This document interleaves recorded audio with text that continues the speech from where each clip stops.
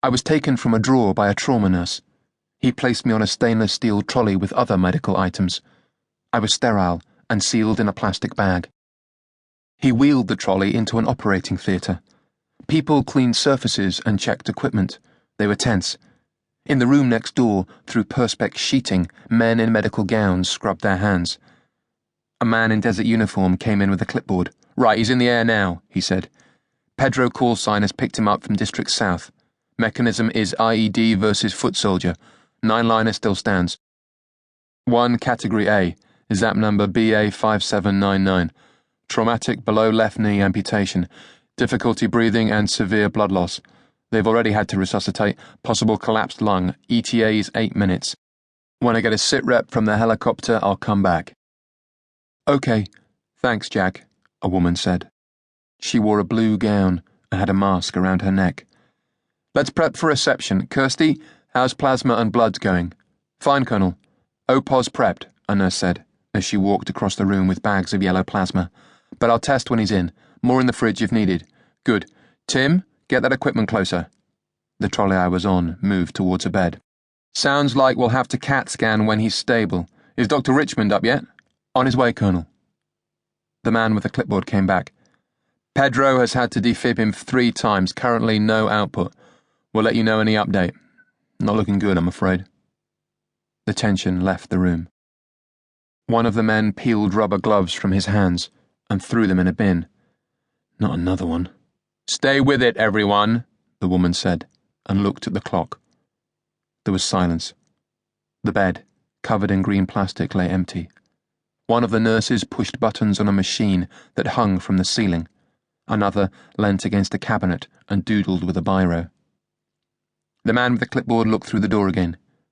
"Pedro's still saying no output," he said, "though they had him back for a while. ETA 2 minutes. Let's hope he can pull through. Normal drills, output or not, let's see what we can do for him. Tim, you'd better get out there with the reception party." A man entered from the scrub room, stretching on rubber gloves and fastening his gown. "Morning, Peter. You've been briefed?" the woman said. "Just dropped in at the ops room. Jack brought me up to speed. More of the same, it looks like." The wait continued.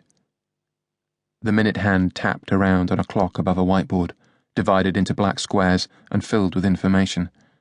And then the distant drone of a helicopter grew in the room until the walls of the temporary building started to vibrate. The pitch changed, descended, and became a constant whistle. "Here we go." Double doors banged open, and the sound of hurrying footsteps and urgent voices came down a corridor until the stretcher with you on was carried into the room.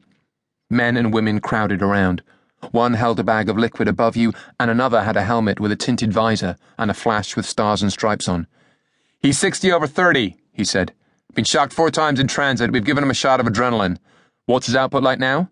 "I think he was conscious for a second while we were landing, but he's out again now. No morphine on the ground as they suspected a collapsed lung. No time to intubate yet." "Okay, let's intubate. Quick as you can, Tim," the woman said. I was picked up, and the plastic peeled away from my packaging. A man fed a laryngoscope into your mouth, and another lifted your head back. Your tongue was held open, and I was pushed into you. Your mouth had dirt in it and a blade of grass. I slid past the laryngoscope that directed me into you. I scraped down through you, grazing your voice box, past your glottis, down through your trachea, until I reached the top of your lungs. One of them was smaller and collapsed. A nurse inflated my balloon cuff that puffed out and held me inside you. A T-piece was firmly rocked into where I protruded from your mouth and then connected to a mechanical ventilator.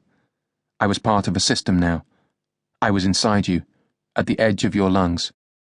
Oxygen-rich air pulsed through me, and I started breathing for you. You were covered in dust. A thin coat of it ghosted the skin of your face. Your clothing was pale with dirt, except where it was dark with blood or had shredded away. You were bare below the waist, and the white skin of your thighs had smears and red fingerprints. "Now let's get him on the table. Full examination ASAP." They wheeled the stretcher alongside the empty